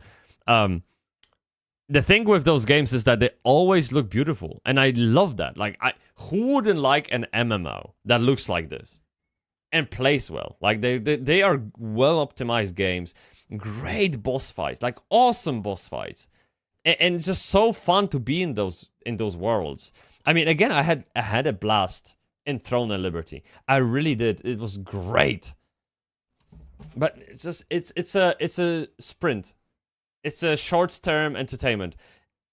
I don't know if that's bad entirely. I mean, I got value out of it. It's a free-to-play game, dude. Like, I had 2 months of great fun. I built a guild. I had a Discord, and we did raids, and we laughed, and we met people that I'm actually still friends with on Discord. Ton of good stuff came out of it. But wouldn't it be nice if it just lasted longer? Right? I wouldn't mind. Similar to other open world RPGs, you get more rewards the better you do at these trials. There are also ancient ruins similar to trials requiring you to go through maze-like structures, defeating monsters, and obtaining blessings from marked enemies that give you bonuses like more damage, looks really higher good. crit chance, or faster cooldowns within that ancient ruin. Hey, wait. Is that like Tower of Torghast in WoW? 1 second. Give me that again. There are also ancient ruins similar to trials requiring you to go through maze-like structures, defeating monsters, and obtaining blessings from marked enemies that give you bonuses like more damage. It is Tower of Torghast, yeah. Okay. Higher crit chance, or... So here you clear the floor, or you kill the boss on that floor, and it's like in roguelike games. You can choose a bonus, like some kind of affix that changes the gameplay for you, and you take that affix with you to the next stage, and so it accumulates, and that way you modify the gameplay so that you can actually complete the entire challenge. Okay, and if you choose badly, or you have a bad roll where you're out of luck, you kind of have to stick with it and try your best or try again. Or faster cooldowns within that ancient ruin. These ruins have 2 doors that and open notice there's a timer here as well. You approach or when you satisfy the requirements, and you have a limited time within the ruins to go through them and defeat the final boss for rewards. There is also a parry mechanic that allows you to parry or block certain telegraphed boss mechanics, this looks allowing so you to stun good, the dude. boss and deal free damage. Insane. Initial feedback of the game at G-Star was positive, with many players finding the game fun, fluid, and visually impressive. Of course, because those games are really well made. They are so well made. Of course you're gonna have fun.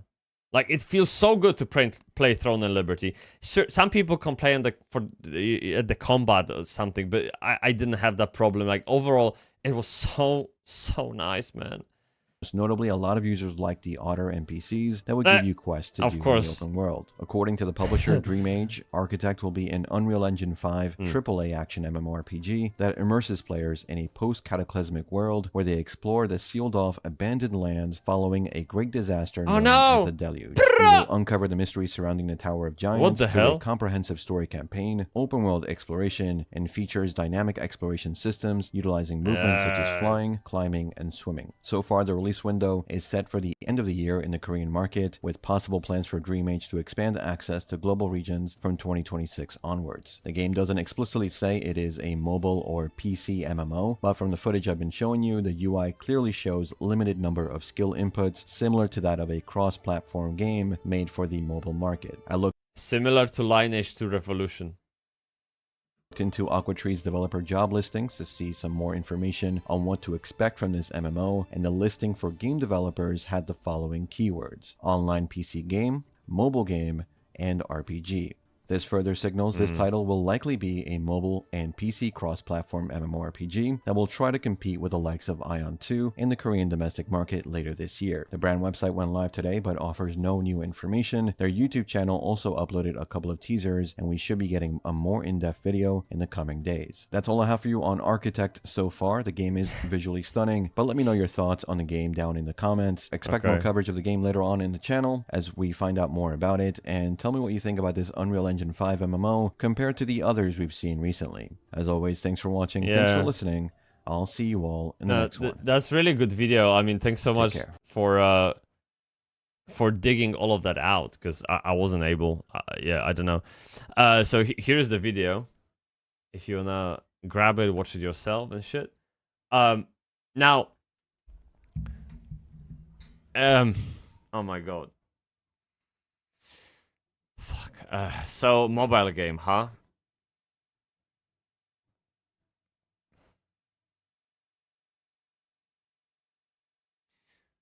I mean, we have to realize the context in which those games exist. They are made for the Korean market that is already full of games like that. So market is used to playing products like those. And if a new game shows up, it has to compete for the attention of the players with the other games like that. So, like, technically, it makes sense why they go for the same tools all the time. They are doing the same shit over and over. Well, because it works. It simply works, right?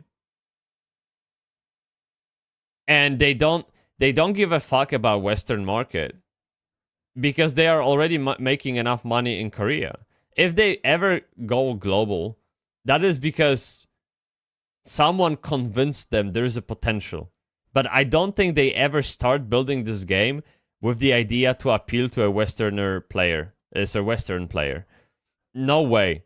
They wouldn't go down this direction if that was ever the case. He linked to, apparently he linked to the full video, but I can't find it.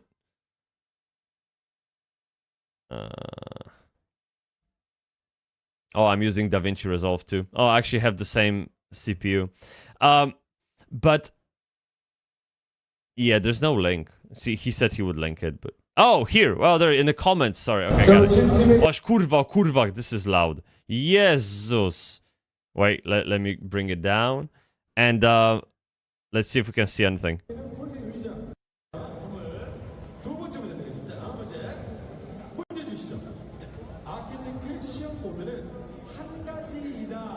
Hajimemashite. Hai. Yoroshiku onegai shimasu. Dozo. All right, we got dialogue, we got story, we got oh, there's a gameplay.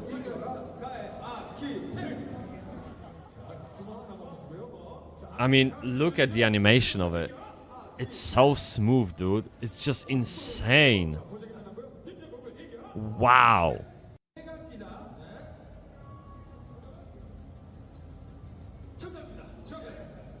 It's just... It's literally like watching a movie or some shit. This is the boss fight. Yeah, there you go. Camera shaking. Got the camera shaking. Hell yeah. Look. Look. Oh. Get him. Ah, shit. Come on, dude. No, so, like, if I was to build a perfect MMO for me, and I always, whenever I judge a game, I do it for selfish reasons. Okay, I want a game that I will want to play, so I always use my image of a perfect MMO when I communicate my pros and cons of any title that I see. I wish MMORPGs have boss fights like that. I really do. Like, sure, what World of Warcraft has is just like, you know, tap target and there are like sequences to boss fights and shit to avoid on the ground and stuff. But I think this takes it to another level, dude. Like, it really is just, it's Souls-like. It's just, we seen like at the beginning of that, maybe not the beginning, wait. A simplified version of that in Havenhold. Boss fights in Havenhold were really fun. And even not boss fights, just like overall combat was fun. But bosses were taking that combat to the next level. Even though it was very simple, it was still enjoyable. And this is like masterpiece almost. Like I'm not comparing the two, but that direction is very welcome. Really is. Yeah. So the bosses have, yeah, you have to learn the boss, their patterns, and the Throne of Liberty has the same shit. Sure, once you learn the boss, you can be blindfolded and still kill it. But that is the achievement in itself. You did the hard work of learning the boss, memorizing the movement, and now you are that much better in the game, and you can just run through it. You can breeze through it. You can boost your friends because you've earned that right, and feels awesome.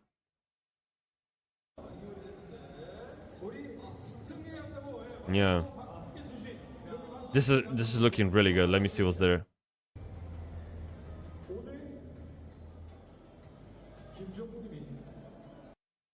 Oh wait, I have some messages. Sorry. Well, can the Koreans design and make a game for us instead that's not pay to win or mobile? Well, why would you give up revenue, right? I mean, that's probably the question they would ask themselves. Like, why would I want to make a game and make less money? Just, yeah, I don't think. Look, they're not interested in making. No, let me rephrase that. Wait, their idea of better game is different to ours. They have different problems to problems that we have. I think in the West, US and Europe, we are struggling with corporations, like the aggressive monetizations, this diversity bullshit, like all that. Like, we have problems that make our games worse.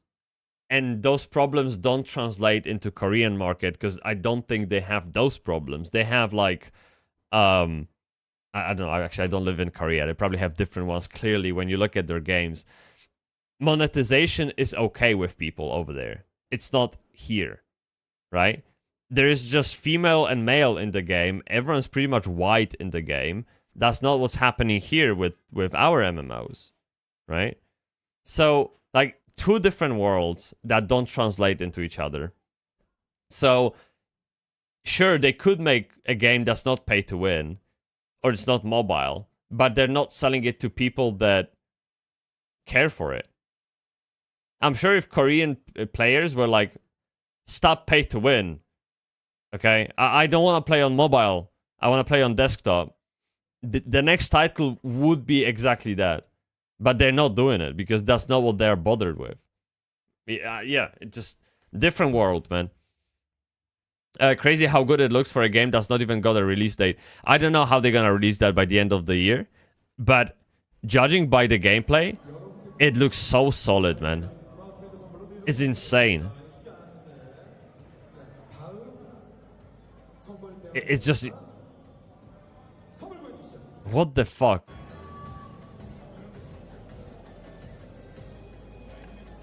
I can't even believe this is MMO. And this, all of that, chat, all of that is an open world, seamless experience. There's no loading screens, right? And you have an altar, of course. Yeah, you got it. I'm actually surprised there's no that little bitch like this, that Pokemon flying next to it. What they called it in Throne of Liberty? Amitoys, right? Yeah, I'm surprised we don't have that yet.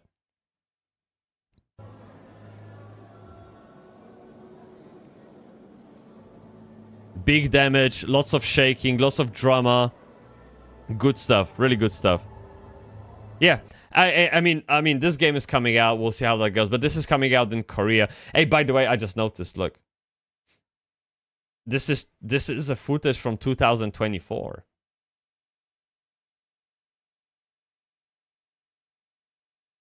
Ain't that crazy? Yeah. 2024, man. Gender lock. Look, so this is the Westerner for you, okay? This is the Western player for you. Gender lock, 4 skills, mobile MMO, yeah, hard pass, okay? You know how, you know, do you see what I'm saying? Like, this game isn't for us, it's not made for us. If you want to play it, sure. But no one gives a fuck about what you want, because you are not the target. Yeah. It is what it is. Sorry, this is the such truth. Yeah.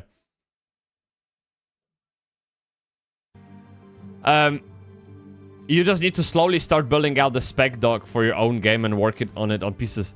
Oh, fuck. I already got it. I actually added one stuff to it. Where is it? So, my perfect... I got document on my phone, and I keep typing stuff to it all the time. And I have things like... So, first point is world that feels wholesome, an integral part of the journey, regardless of the character progression. So, in other words, you don't have obsolete content in the game. It's not... Like, you know, in theme park MMOs... Actually, no, I don't wanna generalize because I can already think of an example that goes against it. In World of Warcraft, there's no reason to go back to Red Ridge Mountains, Westfall. Once you quested through that zone, there's no point of going back there unless you wanna kill noobs, right? So that part of the world is immediately obsolete to you. It might as well just be removed from the game. What's the point? It only adds extra stop on your flight path, right? Waste of time. So I don't want that in the game. I want the entire world to be relevant, just like in Guild Wars 2. And Guild Wars 2 is also a theme park MMO, hence I didn't want to generalize, okay? So Guild Wars 2 does that job very well. Then we have appreciation for the long-term time investment from the players, not rendering their progress irrelevant with patches or expansions, and that I can't say about Guild Wars 2. Actually, Guild Wars 2 is probably the exact opposite. I hate what they're doing to players and how disrespectful they are for their time. Now, RuneScape. Appreciation for the long-term time investment. RuneScape. BitCraft Online. That's what I want. Now, one big server. BitCraft Online. Texture in the form of imbalance, preserving class identity. WoW Classic. I don't need every class to AoE. I don't need every class to heal, tank, damage, and be mobile. I don't give a I want those disadvantages. I want those advantages. I want the imbalance so we can... So we need each other. So it incentivizes social activity. Dude, looking for a healer because I can't kill it myself. I need a tank because those dudes just two-shot me. You know what I mean? Like, I need that in the game. And yes, no, I don't want a druid to heal. I want priest to heal because druid heals with hots instead of, you know, like big dumps of health. So I need priest now, not druid. This druid isn't good here. But I will have a druid for that instead of priest. You know, I need that imbalance. I love that shit. That kind of class identity. Okay? So that's definitely on my list. And WoW Classic was amazing. And people say WoW Classic, you know, full of bugs and imbalance. And this is OP, that is OP. But this is what made the game special, I think. In terms of monetization, I just have subscription model. That's it. No cash shop, nothing. Sub model, pay, play. Don't pay, don't play. That's simple. Now, something I would really like, and this is down to the design of the game, emergent gameplay. Oh, hydrate, very good idea. Actually, I didn't go to toilet yet. That's surprising.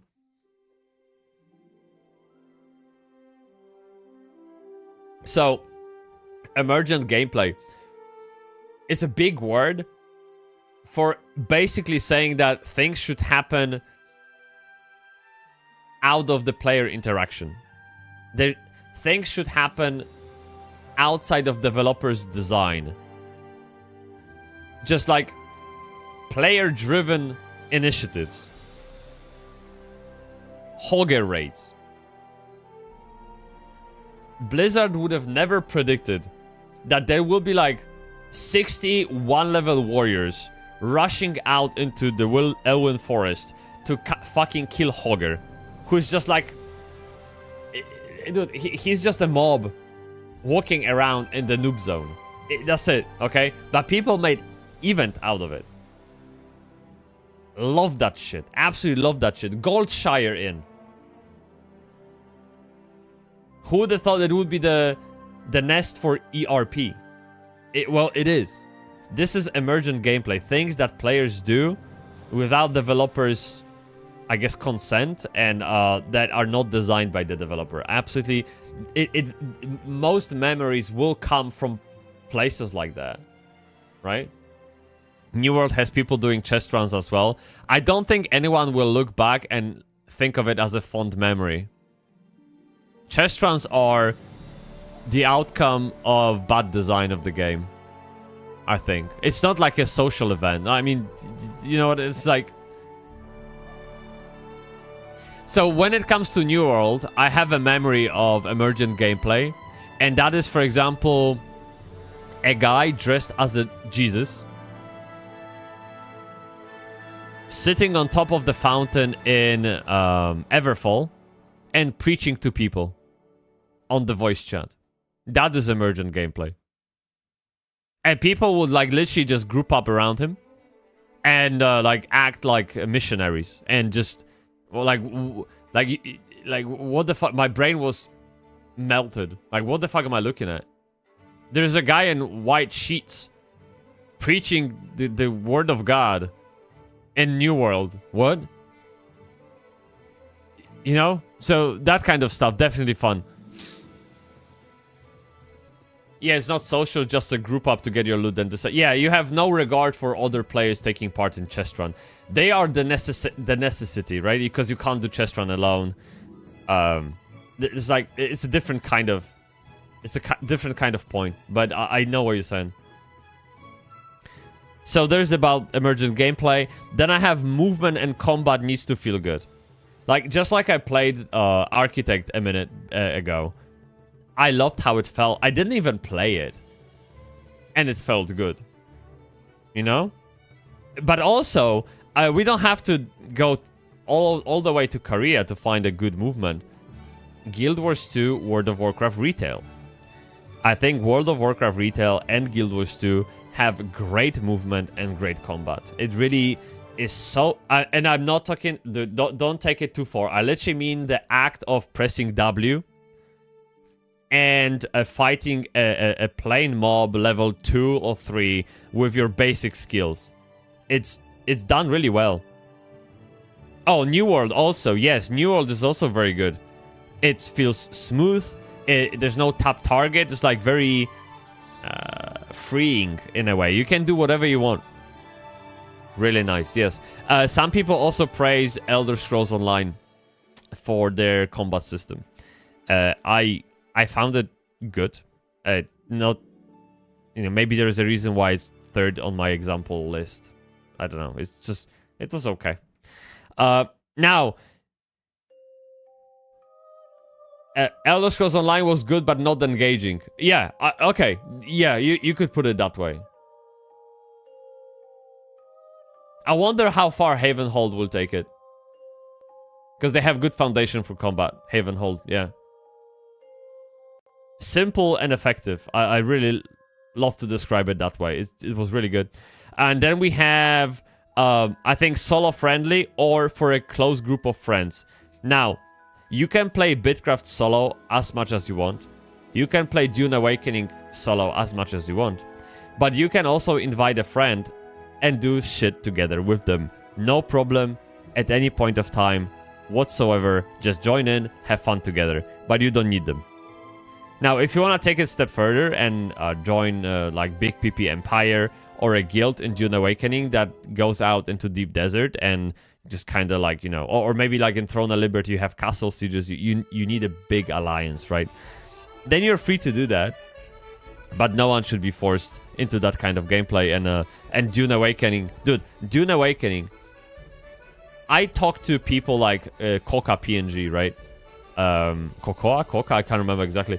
But Coca, he said he has 120 hours in Dune Awakening, and he hasn't even left the basic zone where PvP doesn't exist, where clans don't exist, where only like solo play is dominant. Okay, like this is how much value you get out of playing Dune Awakening. It's beautiful. 120 hours by playing solo, no friends, just having fun solo. Great shit, and you can always team up. You can always do shit together, but you don't have to. So really, there are plenty of examples how to do it, and I see no reason why, for example, Ashes of Creation would force me to do group content. Like, I really don't like that about Ashes of Creation, and maybe in Phase 3 that will change. We'll see how that goes. Yeah, and then final point that I have is that, and I... Ah, shit. Now, I must say it. I really think when you let people buy their looks, it's pay to win. So, on that premise, I think outfits should be representative of the player's progress and the size of their dick. If you pull up in an armor that you needed to invest 10,000 hours to get, you should be fucking proud of that. You should wear it and have 99 problems, but bitch ain't one. It should, like, there shouldn't be any fucking way for little Timmy to log in and get that armor, or even worse, get an armor that looks better and gets him more bitches. No. I say no to that at all. Looks carry social status just like they do in real life, and it should be that way. RuneScape. World of Warcraft Classic. No bullshit. You ride on that mount into the Stormwind, people talk about you. You become the center of attention. Okay? In RuneScape, you complete Iron Man challenge. You put that armor on, as that the one that's the reward for Iron Man challenge. People talk about you. Okay? Because it looks good. And everybody knows what it means. That's the most important part. And best part is, in games, you can't take a lease on it. You can't loan money to buy it. It's hard-earned achievement. It's not Ferrari that you got from your dad, okay? You can't, like, deceive anyone. In games, like, literally, I think it should be super important to preserve the value of the looks of your character. So I, for example, take huge issue with Apogea. in that regard, and me and Ed probably disagree clearly, because, I mean, Ed is of a mind that Apogea does it well. I don't think Apogea does it well, because in Apogea, everybody looks the same. You can color your outfit. Your outfit will change a little bit depending on what style of gameplay you choose. I mean, like the path for the evolution of your character. So if you're a warrior or mage, you will kind of look different, right? But once you step into that realm, all warriors and all wizards, they look the same. Again, maybe they'll have black hat instead of red. Okay, something like that, I don't know. But to me, that's lame. That's really lame. So let me find an example of RuneScape armor that if I saw someone in it, I would have instant respect. WoW players moving to RuneScape. This is the video I saw it in. This one. Great video. Such a good video. It lasts 31 minutes, and I was really skeptical about watching it, but it was okay. Like, I wish the video was half as long, but still, it was good. Let me find this. Let me see. It will be like... Kurwa. Why I can't... I should never play shooters. I can't hold my mouse pointer straight.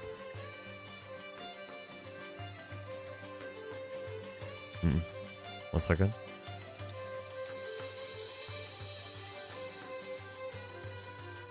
Where is it? Okay, maybe here? Overabundance of cosmetic overrides, applying inane visuals to anyone, anywhere. Which one is the real non-cosmetic armor?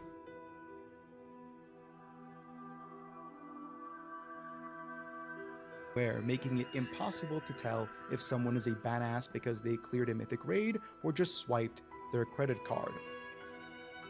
None of them. Or farmed an old piece of That's how much value armor has in WoW. while watching It doesn't matter what you look like. No one gives a fuck. YouTube videos on another monitor. Classic WoW, at least the Yeah, give me the armor. Where is it? I seen it. Maybe it was before that. Overwrought. There it is. Look. So it's not the armor I had in mind. But dude, if you moved from being this guy to being this guy, and you know he had to farm 100k iron ore and ask thousands of people to help him craft the recipes for helmet, all that, like insane amount of work. You have instant respect, and you know when he shows up, you know you're done. Okay? He carries this kind of respect my authority vibes. Yeah, you would feel like a fucking badass. Absolutely. So this is how you start. This is how you end. This tells me a journey of a player who didn't slack off, who actually worked his ass off, right? So I wish for that to happen in MMOs, because yeah, no one likes to be like sidetracked by Timmy with the wallet. Okay, it's stupid. So there's that, and obviously long-term progression, all of that. RuneScape has most of the points that I mentioned already implemented. That's why I will play RuneScape once I'm done with Dune Awakening. There's no question about it. I already have people who installed RuneScape that are ready to go when I am ready to go. So we'll hop in, give it a go. I've been watching lots of streams from old school RuneScape, and I can see myself playing it. Really, it's you can play the game just like BitCraft, however you like. Slow, fast, a lot, a little. You do you, and again, because this game respects your time, your progress will never ever become irrelevant and go away.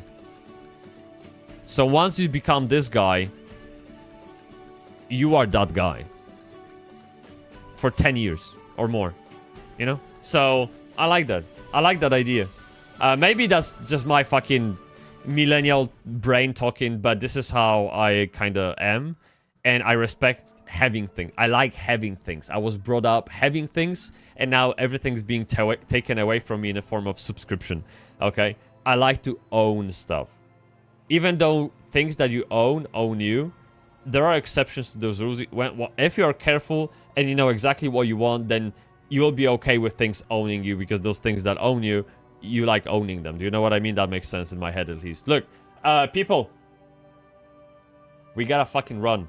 So, it's 9 a.m. We gotta run. I have no one to raid out you to, so I'm just gonna end it here. I don't know those people. I don't know if they have like followers only chat or what kind of community they have. I follow shit ton of streamers. Like I have hundreds of them here. Only 2 of them are streaming right now. Do you imagine that crazy stuff? So chat, thank you very much. Rio, thanks so much for keeping me company. Always love talking to you.